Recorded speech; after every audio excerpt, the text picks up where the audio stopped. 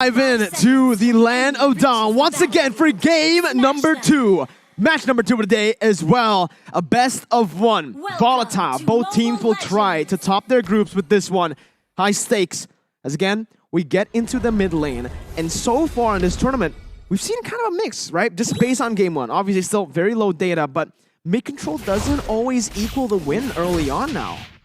Yeah, right now Gunnar is establishing dominance in the jungle, forcing Prince Fran to use the Retribution early and looking more into this composition. Dragon, he's gonna be way tankier, especially with the Vengeance. So looking at this, MDH, they really have to focus on what they're gonna do in the mid stage of the game compared to Malvina's Gaming, because I kind of feel like Malvina's Gaming, even though like they're early game centric, it's pretty good if they just want to stall it out as well. Yeah, I mean, they have to wait level 4, right? Real World Revelation, New Neon Blast, they need level 4 to really impact the land of Dawn. And of course, MDH, they do need time in a sense. I mean, Jogua on that link should be more proactive, but take a look here already. The aggressive maneuver on towards Steve.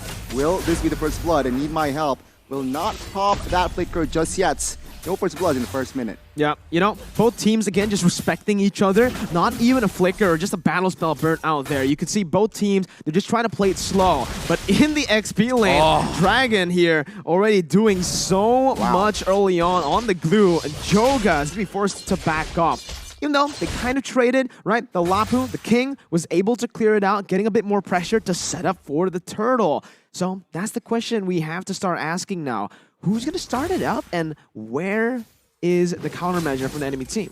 For me, I would kind of say MDH should really try to force this out, because Gunnar, as the Cho, doesn't really need the level 4 to have a lot of crowd control. So I kind of feel like if they can push the pressure a little bit earlier, it would be benefiting them. MVG, if they can fight it out, then that's great as well.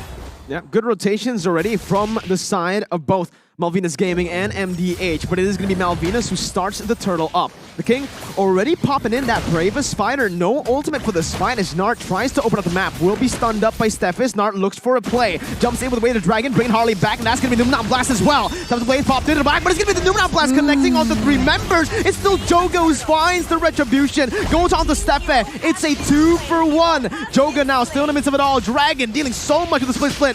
Nart knocking him up, getting out with the Shampoo as the King jumps in. Prince Fran is low. Joga's low too. They're just going at it. And it is going to be MDH who wins it in the end. A slam in the end as well to smack Joga in the face to get a trade back. A good setup from Nart initially.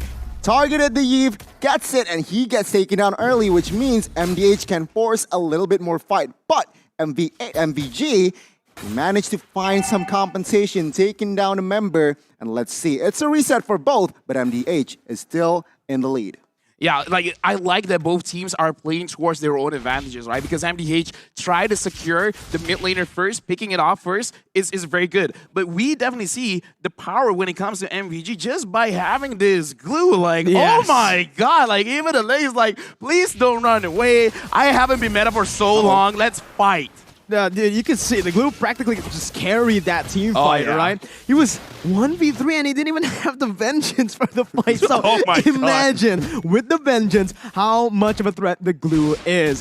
What do you do against this man? This is not your jungle, this is my jungle. God, my name is Dragon. I'm the jungle for this one. Yeah, you can see 4 members have to come over towards the purple side as now Nart jumps in, dishing out some damage, bringing it back, but just a split, and he saves the Vengeance. It's all good, man. Wow. If 4 people were there, ready to initiate, and even he's like... And a Faramis. Yeah, it's like, I'm gonna split. This glue, man, in this update, it's again a very prio hero. Let's see though, MVG, can they extract this hero? Because actually, MDH, their rotations aren't bad, right? No. Let's see, the second turtle, who will get it? We'll see, right? It is towards the bottom side, and as you can see right now, both teams are still trying to play around that mid control. But we're going to take a look at Joga right now, as he's actually able to dodge away from Prince Francis' taunt. Nart making a mistake there, going to be dodged away from. Need my help, or even with a Shadow Stampede. Both teams looking for it as Prince Fran and Joga wants to go for 50-50. Nart, an amazing actually kick there. It's going to be Joga who gets caught out. The turtle was actually taken away by Prince Fran as the King jumps in, dealing out some damage. Going to be able to use the Blazing Wet to clear out the mid lane. Dragon still surviving with the Vengeance, still coming in with a split, and he survives the In the end, he falls to need my help, but it's a 2-for-1 in favor of Malvinas. MVG with the equalize here. Take a look at the gold chip already in minute number 5. MVG Joel Crew almost picking up the kill earlier, but man, oh man, what a rotation. This guy rotates from top side to help the turtle. LaFell. I gotta say, man, I kind of feel like we just gotta focus on the EXP laners, man, because Yeah. the King as well as Dragon, they're asserting dominance, and MDH, this does show, need my help on this Faramis is a very good counter towards the glue, because he had a lot of HP, but now, is trying to run away. Oh man, not having the sprint, jumps back to the battle mirror image just for Joel Crew to pick up that kill. And now it's really shaping up to be the game that we expected, with Malvinas controlling the early game. God, take a look at the items as well here. Eve, Enchanted Talismans are quite early, but another thing that pops in the screen is the items for that carry, LaFell. Yeah, honestly, I like that every single team has adjusted. Instead of focusing entirely on getting one core item, they're just kind of like splitting up, making sure that they get some passes from the item, like the Fury Hammer, as well as the Steel Lake Place, just to have extra stats on your hero so that you can actually do a lot in the early stages of the game and mitigate any kind of engagement that the enemy tries to fight. Yeah, and right now, Nart again going in for that aggressive play. 2 times now he's been caught with that play. He wants to set it up. He wants to be the one to actually look for these proactive movements, but with the amount of mobility from Malvinas and with the stun as well provided by Steffe, he's not going to be able to do that at will. And now Malvinas, knowing that there's no roamer for MDH, they're completely controlling that top side, and they're taking the turtle right now, uncontested for free. What I love about Malvinas Gaming here is their execution is just so in sync, and they do not forget about neutral objectives like turrets and of course this turtle. They managed to find the 3rd turtle.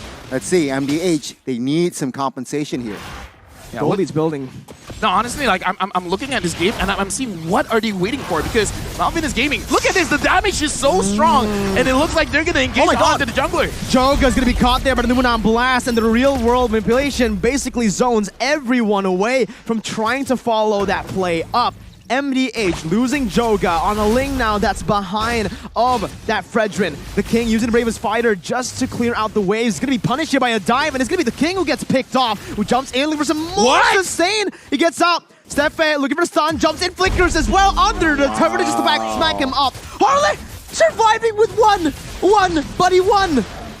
My goodness, MVG, they are stepping on the gas here. The King needs to fall in the bot side, but take a look at this. MVG, they are looking to grab more space here, taking the tier 1 bot side, and seems like they will not get it. Still, MDH manages to defend that turret.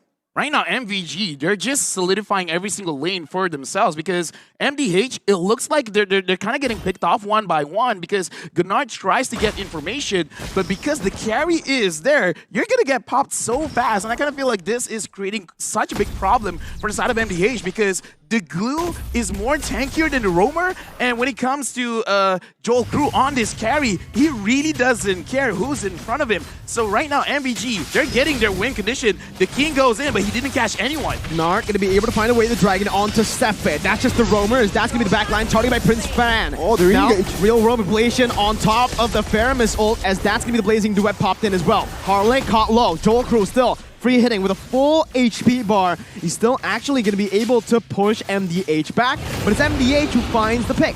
Man, I can see why carry has been such a prior today. Remember, in the first game, carry was also picked up by Blacklist, and now another team fight is brewing up here, Mirko. No, Seems it's not like a team fight when there's Dragon, right? It's just, true. hey, he walks He's wherever harassing. he wants to He's go. harassing the members of MDH. But again, the First Lord is up now. It's very critical situation, especially for MDH. Nart looking for the play, gets Prince Fran right there, but there's no follow-up, as that's the real world inflation that actually locks them down. Need my help with no cult altar. Gonna be gunned down. That's the damage coming through, and is gonna fall for the 2nd time in this game to Joel Crew, who's absolutely massive right now. MDH, how do they contest for the turtle or the Lord now? Honestly, I kind of feel like they gotta slow things down a little bit, because they've been, okay, even in the fight where they're all clumped up together, somehow MVG forces MDH to go left and right, never together.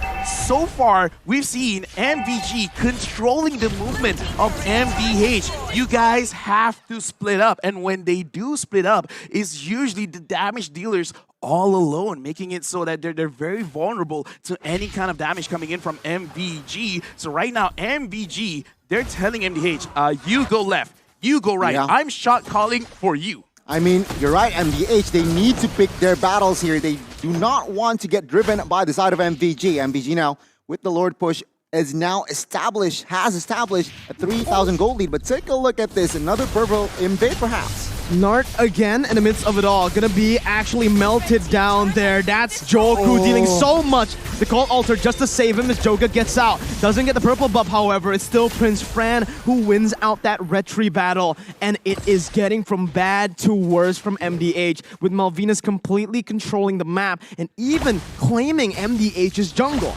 Yeah, right now, honestly, man, I gotta say, this is just the second game of the day, but we can see the strength of Carry as well as Blue. MVG, they're sticking to their guns. They're actually trying to get one of the turrets here, but it looks like a very good defense coming in from MDH, but no, never mind. The King got caught, and the King is taking so much damage, but he still survives. What is that damage, my guy?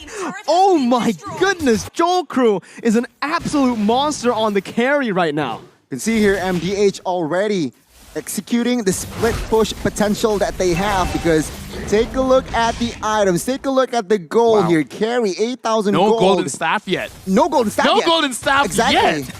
So this is crazy. Explain. Okay, here's the thing, right?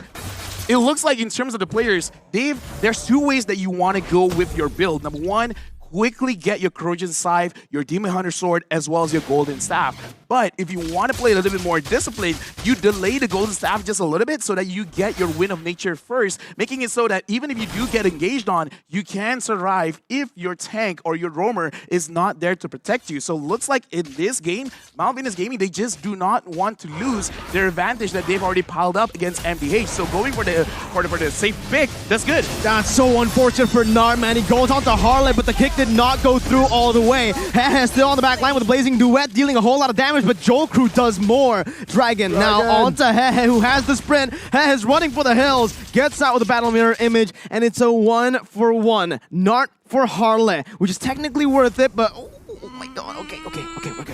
We're good. Don't snitch, don't snitch. But there you go, he made it. But yeah, back to your point here, LaFell.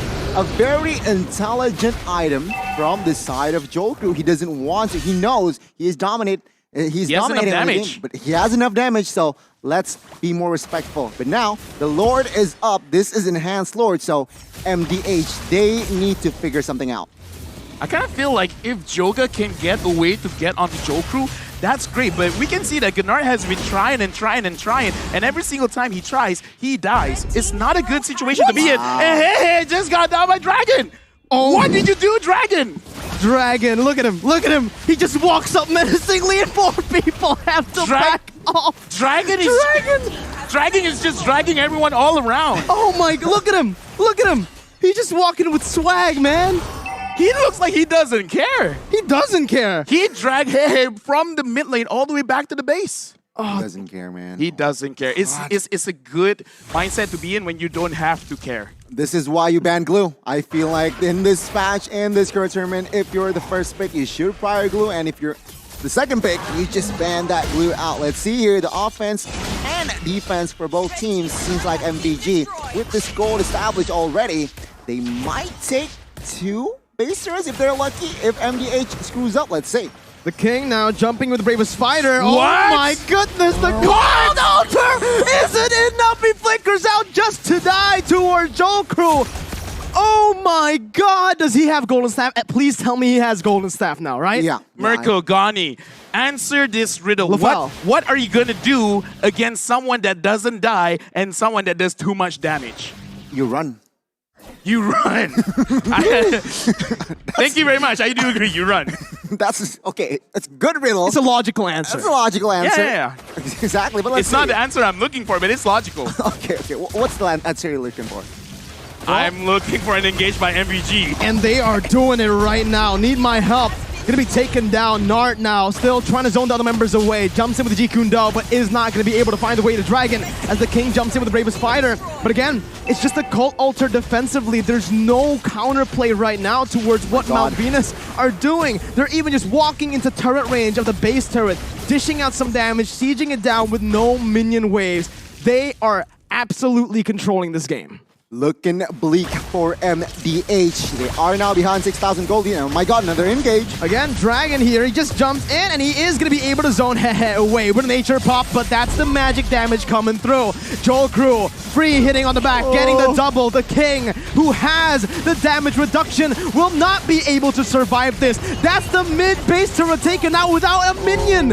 A single minion wasn't necessary for Malvinas. It's a triple kill over to Joel Crew. Joga and Need My Help now trying desperately to save the game. Dragon still able to jump in with a slam. Joel Crew targeting the base, and it's going to be Malvinas Gaming who tops their group for now. 1-0 up against MDH.